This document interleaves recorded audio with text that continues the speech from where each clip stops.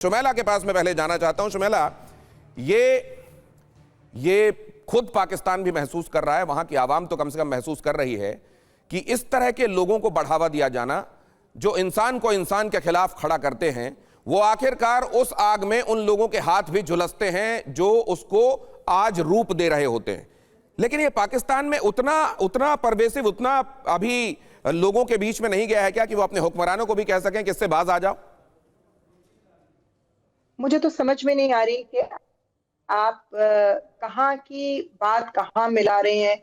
ISI के पास इतना फालतू टाइम नहीं है कि वो भारत जैसे मुल्क के ऊपर अपनी एनर्जी, अपना टाइम वेस्ट करेगा। वो अमेरिका के साथ, बाकी बड़े देशों के साथ, बड़े मुल्कों के साथ मिलकर दुनिया से दहशतगर्दी का खात्मा करेगा, अपने मुल्क से दहशतगर्दी का खात्मा करेगा और उनकी आंख में आंख मिला के देखेगा जो पाकिस्तान की तरफ बुरी आंख उठाएगा। हमारे पास इतना टाइम नहीं है कि हम बांग्लादेश के मामलात में, बांग्लादेश हमारा भाई है, हमेशा से उस फर्क सिर्फ इतना है कि वो बंगाल से बांग्लादेश बना, मशरकी पाकिस्तान से एक आजाद मुल्क बना, कोई फर्क नहीं पड़ता। जो भारत ने बीज बोए हसीना वाजिद के थ्रू, और उन बीज का सदेबाप इस तरह हुआ कि आज चीजें एक्सपोज हो चुकी।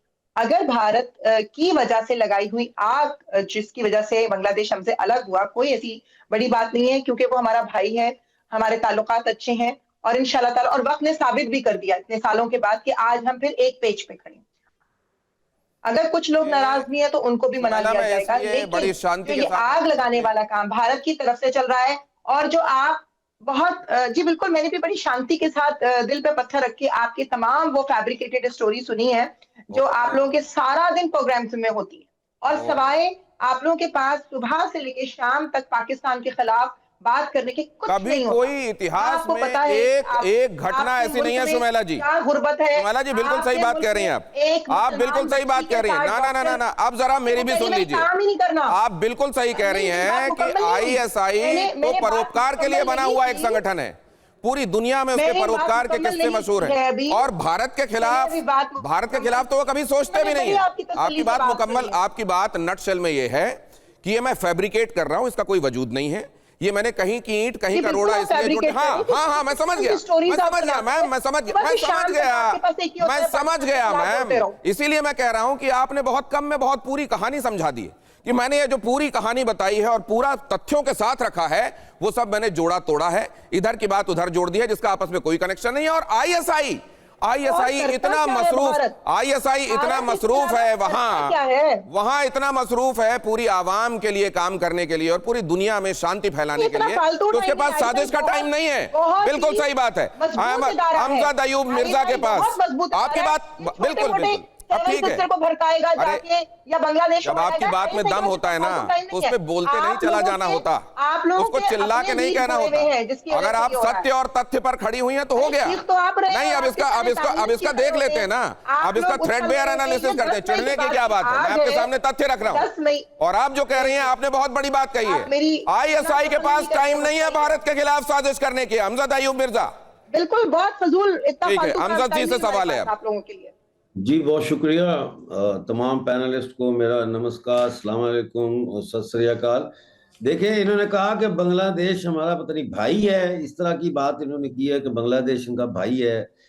तो पहला सवाल तो ये है कि क्या अफगानिस्तान वाले आपका भाई नहीं है, जो अफगान आप किक आउट कर रहे हैं पाकिस्तान से, जिनके डॉलर खाते तो भी बिल्कुल सही कर रहे हैं। सुन ले बात, तो बिल्कुल सही कर रहे हैं, क्योंकि जिसको इज्जत रास नहीं आती ना तो बांग्लादेश आपके भाई हैं, तो उन भाइयों की बीवियों का, बेटियों का, माओं का, बहनों का जो पाकिस्तानी फौज ने बलात्कार किया लाखों की तादाद में, ये कैसा, अब मैं यहाँ गाली तो बनती है दे नहीं सकता, चैनल है वो क्या होता है जो भाई अपनी बहन का बलात्कार करता है वो आपको मुझसे बेहतर पता है। तो ये कैसा भाईचारा है जिसमें 30 लाख बंगाली आपने काट दिया क्योंकि वो आपको भाई मानने। सुन ले पहले, ठीक है ना, पहले सुन ले फिर जवाब। बात आवाज नहीं आ रही अभी। नहीं, आपने ये बात तो, बल्कि अफगानिस्तान तो आप थोड़ा दूर ले गए। मैं तो कहता हूं क्या बलोच इनके भाई नहीं हैं? नहीं बलोच क्या खैबर पख्तूनख्वा में रहने वाले लोग इनके भाई नहीं हैं? क्यों नहीं है? ये वहां तो भाइयों के साथ क्या हो रहा है वो भी तो दुनिया देख रही है ना। लेकिन अब मैं इसको, क्योंकि ये बात कहीं और चली जाए, और इमरान रियाज भी मेरे साथ जुड़ गए। इमरान रियाज,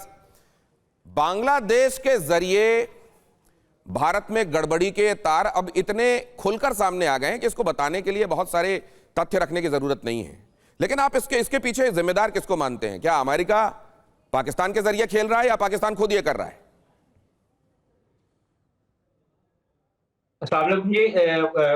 मुझसे आपने क्वेश्चन पूछा है? जी, आपसे। अच्छा सर, बात बड़ी सादा सी है कि देखें, ये दुनिया का बड़ा रहनुमा उसूल है कि जीते हुए को सलाम किया जाता है, उसको जोहराने दिए जाते हैं, जिसे लंच कहा जाता है। पाकिस्तान अभी भी देखें, जो हमारे फील्ड मार्शल हैं सैयद आसिम मुनीर, वो लीबिया के दौरे पर हैं। उससे पहले फील्ड मार्शल को जो अमेरिकी सदर हैं डोनाल्ड ट्रंप, वो उनके लिए स्पेशल, ये जो अमेरिकी सदर की तारीख है, अमेरिकन की तारीख में पहले मरतबा उन्होंने किसी भी फौज के सरबराह को इस तरह लंच पे बुलाया और उनको इज्जत दी। और आप देखें कि जो आपके प्राइम मिनिस्टर मोदी हैं, नरेंद्र मोदी साहब, वो उनसे मुझ पाते फिर रहे हैं अभी तक, ठीक है, वो डोनाल्ड ट्रंप का सामना नहीं कर पा रहे। अभी जब डोनाल्ड ट्रंप उनसे ये कहने वाले हैं कि गाजा में हथियार उठा लेना, डोनाल्ड ट्रंप ने गाजा में एक ज्वाइंट फोर्स बनाई जाएगी और उसमें अपने लोगों को भी डिप्लॉय कर देना, ये खाना खिलाने के बाद ये कहा जाने वाला है उनसे इस नमक का की वसूली भी होने वाली है। इतनी बुरी तरह ऑपरेशन सिंदूर में पिटने के बाद आप कह रहे हैं कि जो मजबूत होता है उसको सलाम किया जाता है। मुझे एक चीज, मुझे दो चीजें लगती हैं। नहीं, या तो मेक बिलीव वर्ल्ड में जीना, अपने ख्यालों की बनाई दुनिया में जीना आपकी आदत बन चुकी है ना, और या फिर ये लग रहा है कि आपको सच्चाई से एकदम गुरेज है। अब जनरल सिवाज से जरा इसका ये जो बात कही जा रही है जनरल सिवाज, कि हम इतने मजबूत हो गए असल में कि पूरी दुनिया में हमारा एहतराम किया जा रहा है और यही हमारे बिछड़े हुए भाई को भी एहसास होने लगा है, इसीलिए बांग्लादेश से हमारी कुर्बत बढ़ रही है। जनरल सिवाज, देखो एक बात है, जरा आवाज नीचे कीजिए। अभी सुन ले आप, मैंने आपके सामने नहीं बोला। देखो ये सच्चाई है, पाकिस्तान जो है एक प्रकार पैसे के लिए कुछ भी कर सकता है। पहले भी पाकिस्तान अमेरिका की गोद में बैठा हुआ था। उसने जो भी, अगर आप देखें कि जब अल जौहरी को मारा गया था काबुल में, तो आपके ड्रोन कहाँ से उड़े थे? वो भी पाकिस्तान से उड़े थे। अब जो पाकिस्तान ने ये गोली दी है, घुट्टी दी है अमेरिका को कि भाई हम क्रिप्टो करेंसी भी आपके साथ करेंगे, और ये क्रिटिकल मिनरल जो भी हैं हमारे बलूचिस्तान में, वो सूटकेस लेके गए हुए थे वो फील्ड मार्शल आसिम मुनीर, कोई किसी टुकड़े दिखा रहे थे उसमें, आर्मी चीफ जो है कभी ऐसा नहीं करता कि खुद लेके जा रहा है। तीसरा, ये पासनी आइलैंड देने के लिए तैयार है। कहने का मतलब है पाकिस्तान पैसे के लिए कुछ भी कर सकता है, और यही है अमेरिका को सूट करता है। डोनाल्ड ट्रंप को क्रिप्टो करेंसी में उसके अब जो बिजनेस है वो फैमिली का है। नहीं, लेकिन कितनी बड़ी बात अभी सुमेला जी ने कही, उसके लिए कोई जवाब ही नहीं दे रहा है। हाँ, मैं इतनी बड़ी बात कही कि आईएसआई को कहीं फुर्सत ही नहीं है भारत के विषय में, वो तो परोपकार के कामों में लगा हुआ है। अमिताभ सर, अमिताभ जी, आईएसआई के 10 मुल्कों के 7 स्टेट्स में घुसेंगी, हद होती है यार। अरे बिल्कुल नहीं, बिल्कुल हद होती है। बोलते हैं ना कभी चिकन नेक के बारे में बात की गई है, ना कभी 7 सिस्टर्स के बारे में बात की गई है। बिल्कुल सही बात है, ये आसमान से निकाल के लाए हम लोग। पहले मेरा सवाल जिनसे है उनको जवाब देने दीजिए। सुमेला जी का ऑडियो डाउन कीजिए, सुमेला जी की बारी आने पे बोलेंगे वो। अमिताभ जी से सवाल है, अमिताभ जी बात कीजिए। आईएसआई के 10,000 मुलाजिम है पाकिस्तान में, वो क्या करते हैं सुमेला जी बता दें या कोई बता दे। क्या वो भीतरी तौर पे स्पाइंग करते हैं उनके लोगों पे? जो आईएसआई के चीफ थे, जो कप लेके प्याली लेके काबुल में खड़े थे, वो क्या कर रहे थे दूसरे देश में जाके? वो तो उनका देश नहीं था अफगानिस्तान में, जब 15-16 अगस्त को वहां पाए गए थे वो। तो इसी तरह ऑपरेट करता आया है आईएसआई, और इसी तरह यहां भी ऑपरेट कर रहा है। लेकिन एक बात तो बहुत क्लियर है, आईएसआई की जितनी भी मैकिनेशंस थी, मैकिनेशन जो कह लीजिए, उनमें सबसे प्रायोरिटी उसको इसीलिए मिली है कि भारत के खिलाफ उन लोगों को वो भड़काता है जो भारत के खिलाफ भड़क जाएं। और इस समय अफगानिस्तान का दुकान बंद हुआ है, बांग्लादेश की दुकान चालू हुई है। उस दुकान को चलाने के लिए, आईएसआई को चलाने के लिए एक बहुत अच्छा मौका मिला है बांग्लादेश में, क्योंकि उनकी भाषा बोलते हैं, उनकी जबान बोलते हैं। अब तो वो भाई हो गए, भाई का हाथ काट दिया गया था कई साल पहले, अब वो भाई हो गए। उनसे यह भी पूछा जाए, जो 92,000 ट्रूप्स ने सरेंडर किया था 1971 भाषा ही तो नहीं बोलते, भाषा ही तो नहीं बोलते वो वाली, इसी भाषा की वजह से तो अलग हुए थे। बिल्कुल, आज कट्टरता की भाषा जरूर बोलने लगे हैं, में भी तो वही भाषा बोली जाती है। लेकिन भाषा के आधार पर ही तो अलग हुए थे। सवाल यह है कि जहां पर अगर इस तरह का ब्लैंकेट स्टेटमेंट देके किसी गड़बड़ी में कोई हाथ नहीं है, आईएसआई को भारत के बारे में सोचने की फुर्सत नहीं है। अब जरा इसमें अमजद अयूब मिर्जा, आपको वहां रहते हुए क्या दिखाई दिया? क्या पूरे अपने आवाम के लिए, परोपकार के लिए आईएसआई बनी हुई है। किस लिए बनी हुई है आईएसआई? नहीं, आईएसआई तो इस वक्त उसका जो रोल है वो किसी पाकिस्तानी से तो छुपा हुआ नहीं है, बाहर की दुनिया की मैं बात नहीं करता।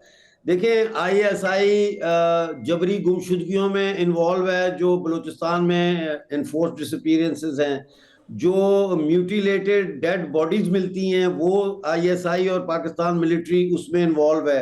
आईएसआई की सबसे बड़ी जो इस वक्त साजिश है वो पाकिस्तान तहरीक इंसाफ, जो इमरान खान की पार्टी है, उसको डिसमेंटल करने, डिसलॉज करने और उसको तहस नहस करने में लगी हुई है।